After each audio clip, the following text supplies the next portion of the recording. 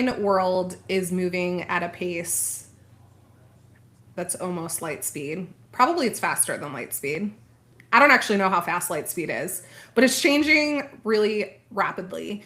And you, as a business owner, if you want to be successful, have to quote unquote keep up. Does that mean that you have to hustle 24/7? Absolutely not. But it does mean you have to stay engaged with your audience. And today we're going to talk through a quick and easy trick that we have all of our clients utilize so that they can stay top of mind and put their energy and their strategy into things that are going to work. Hi, I'm Greta. You're here at Bringing Simplicity Unfiltered, and you get to listen to me and our fearless CEO, Judy, talk. And this will truly be unfiltered. We pretty much always are unfiltered. But if you love content that helps move your business forward, go ahead and hit that subscribe button. We go live each week and talk through what's working and what's not as we scale companies to 7 figures and beyond. Yeah. And Greta, I love when you're like, it's moving at rapid speed. I mean, it's moving so fast that it's really hard for us to keep up right now with a lot of things, honestly. Like a part of this unfiltered channel is that we're completely honest with like what's working, what we're failing to do. And we learned almost too late when we started implementing what we're about to share with people. I think like we were too late to it, but now that we know it, we're like, we're upset and honestly mad at ourselves for being so late to implementing what we're going to share with them, because it's so easy. And everybody who's been here for a minute kind of knows, like, I like to move really fast, but change, even though I don't say it, it's really, really hard when new things come out for me to like start implementing. Like, I'm very, very hesitant to implement.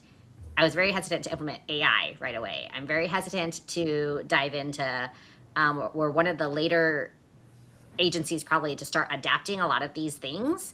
And which I can appreciate, because some of it is like, what's shiny object syndrome? It's like classic styles versus like what's, like the new hot fashion. Like, I think that's kind of like applicable in this world too. Like, we want to be discerning. Yes. And also we don't want to be left behind. Exactly. And so like, it's like hard to choose like what to focus on, because like you said, there's so many things that are shoved in our face as marketers where it's like, you should be doing this, you should be doing Claude, and now you should be doing AI videos, and you should be doing this. And I'm like, oh, but wait, what? But wait, we only have so many hours in a day. And when we tapped into this, Greta, I can't wait for you to share, but something that usually happens with our clients too is they have that shiny object syndrome. They come back from an event, they go and watch, because we encourage you to go and watch other people's webinars, go into other industries. Like, even though we're in coaching, like, go see what's going on in e-commerce, go see what's going on in the financial, space, to kind of see what could and would work inside of coaching and info. And they'll come back and say, okay, now I want to run this like new offer. And we're like, okay, great. In our world though, Greta, we really like, you're like, this is working. Like, for us, it's like, this is working. Could this hurt what's already working? And to get data on that without hurting the ads, without affecting the pixel, what you're about to share is really important to allow you as a coach and as an entrepreneur to feel, because I know I need that. Like, I need to feel my like short-term desire very, very quickly. And so this allows you to test that without impacting your ads. So walk us through how you decided that this would be a good transition for a lot of coaches and CEOs who are a lot like me and want that immediate gut gratification. Like, yeah. So I've said it before, Judy said it before, and I'll say it again. Ads don't fix problems, they amplify what you're already doing. And so one of the things that we have found over and over again is that typically when things hit on an organic level, meaning they expand past your immediate follower group, and you can look at those stats and insights of, are you hitting followers or non-followers? So when you're hitting both followers and non-followers, typically the posts that are doing well on that level are going to then also do well on ads, which makes sense because ads are going to go to non-followers, right? And so we don't necessarily always want to, no, I shouldn't say we don't necessarily. We never want to put ad dollars behind something that doesn't at least have quote unquote some proof, right? And proof can be defined by a million different things. I probably could do an entire unfiltered episode on how I look at proof. And some of it is gut instinct because, hello, my human design, I am driven by my gut, even though I love data.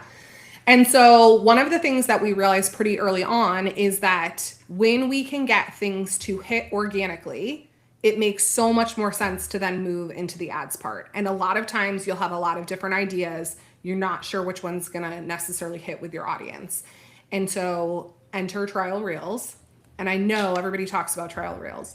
And they're like, well, I don't have time to create 5 extra reels every single time I do a reel. Like this sucks. And me and Judy had that conversation, right? We're like, we're underutilizing trial reels. We should be making 3 different versions of every reel we make for our clients, and they should be testing all of them. And then suddenly you have, 6 hours of filming and 12 hours of video editing, and you don't even know if any of those are going to hit.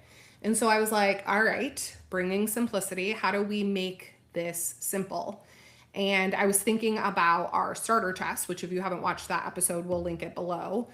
And with starter tests, we're just testing the hook. So we want to see what's going to stop the scroll. We want to see what's going to get people to listen. And so I said, let's use trial reels as an organic version of basically a starter test. And so literally what we do is if we're thinking about talking about something new, maybe a new lead magnet, a new workshop, a new low ticket offer, something like that, we come up with hooks that would sell that offer. Because remember, anytime you're selling something, whether organically or with ads, you're not actually selling the thing. You're selling the emotional response about that thing, right? So all we do is come up with some solid hooks, anywhere from 5 to 30. Come up with as many as you think you can. Put it over some B-roll. Don't overthink it. The goal is that we don't want, quote unquote, the B-roll to be the scroll stopper. You want the actual words to. And then we start tracking our views. Is there one that's getting more views? If so, that means Meta likes it. It's pushing it out to more people. More people are engaging with it. We now know we have a winning hook. And so we start to pull together those winning hooks from running our trial reels. We're typically doing 5 per day, every day. And again, that sounds like a lot. You're like, Greta, that's so much. No, literally, it's text over B-roll. Like, don't overthink this. You don't even have to write the caption if you don't want to. Exactly. And the same B-roll. No, you do have to mix up the B-roll a little bit because otherwise. But talk about how many. And how many. I would get like, if you filmed like yourself for 30 minutes with different, like, you at the computer, you this, you don't want it to be so different, but it can't be so similar because then IG is going to be like, that's the same reel. Okay. So for those people that need tactical, you're using one hook over one like you're not using the same, and then you're just choosing a new B-roll and a new hook. Correct. Because otherwise it'll get disqualified. Okay. Yeah. I'm only asking that because that's not what's happening in one of our clients' accounts. Oh, really? It's the same B-roll. three clips, and it's just 3 different. Yeah, it's 3 different. Oh, well then I take that back. I thought it would disqualify it. So I'm glad that other people are smarter than me. Welcome to Unfiltered. So, I mean, test it. Your account, and that's the thing is Meta might say, and they might like it for a while, just because it's working for that client using the same B-roll and it's 3 and they're using a different hook for each B-roll. It's literally the same caption, same video, just different hooks, like Greta said, on the text over B-roll. And it's about a 7-second clip and trending audio. Greta, just trending audio. Using the same trending audio is what they're doing so that the audio doesn't dictate. Right. We're trying to minimize the variables except for hook. Yeah, except for the hook. So, but then in 2 weeks, the Meta might say, I don't like it that you're doing that now. So I want you to choose something different. So just. Yeah. I mean, I guess when he's doing the grouping, he's picking different B-roll for each grouping. So there's probably enough variability. Okay. I'm assuming. Okay. I just sometimes I tell the team my ideas and then they run with it, and welcome to being a business owner where you can't control every little piece. Okay, now share with winning, because some people might be watching this and they're like, Greta, whenever I post a trial reel, I always only get 100 views. Yes, and that's okay. So we started with a benchmark and a floor, meaning we posted, three, like 6 groups of 3, and then we looked at what were the views, like what was the average or median views for them. And then we said, like, that is our baseline. Now, anything that does better than that, we would consider a winner, right? And how long are you waiting to get your baseline? Meaning, how long are these trial 7 days. reels? Okay. Okay, great. Yep. So start today, everybody, because then by the 7th day of April, you'll have your data. Yep. So we're pulling the data every 7 days like clockwork. And then we're only looking at the data at that 7 days. So we pull the data in 7 days, then we do the next, but we're posting every day. Then the next day we do the next batch. In 7 days we check that, and we're comparing it against the previous ones. And then our goal is ultimately to get a whole bunch of winning hooks that then we can start creating actual posts around that start to hype up this new thing. Now, Judy, I don't know if we should go into the craziness of, like, let's just make all of this simple.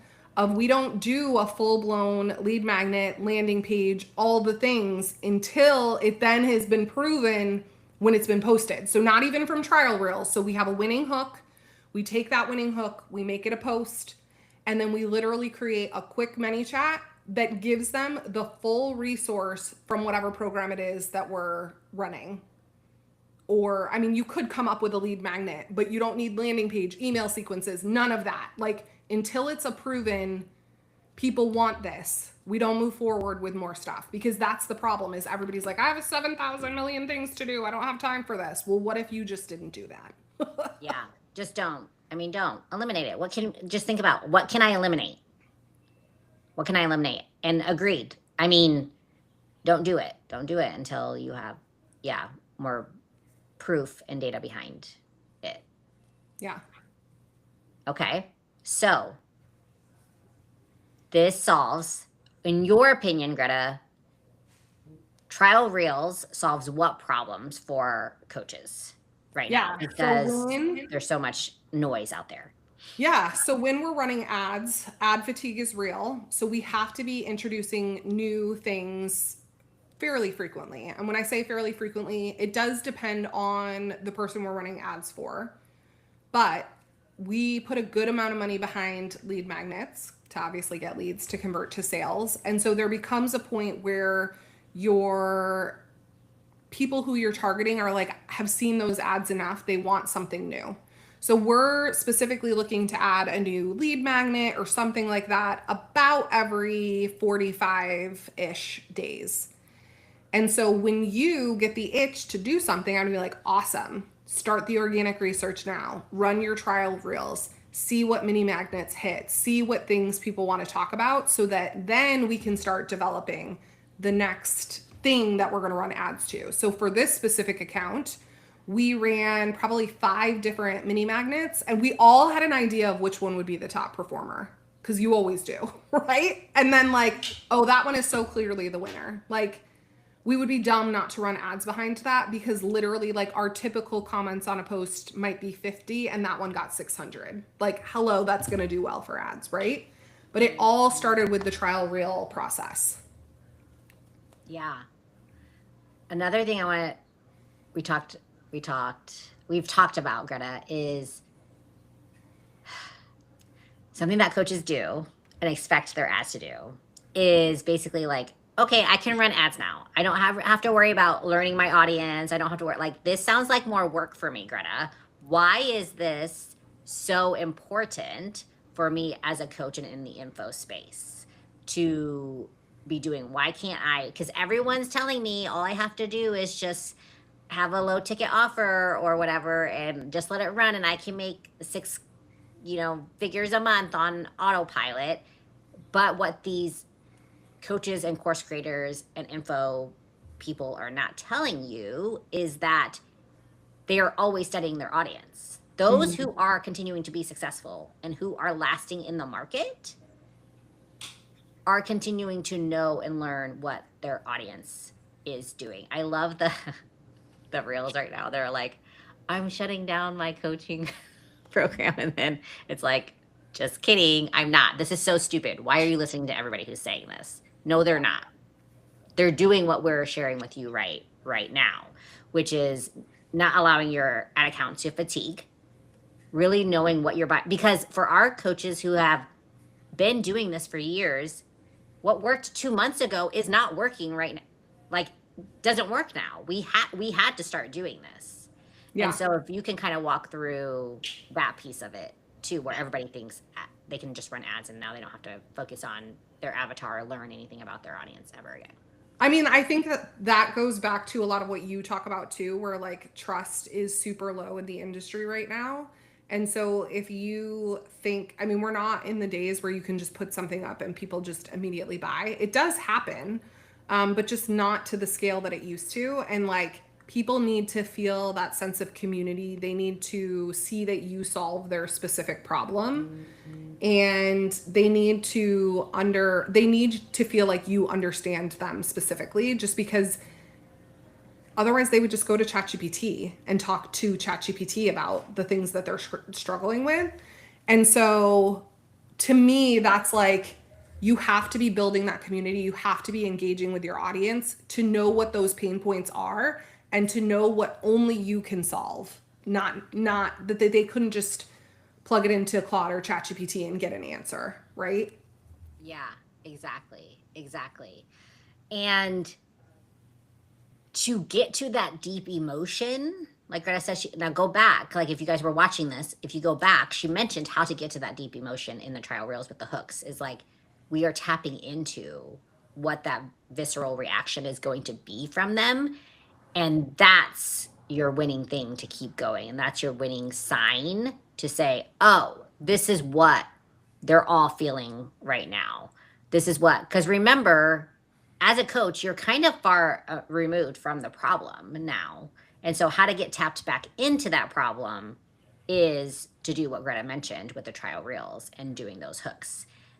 And that will allow you to be tapped in to how they're feeling emotionally about everything that's going on.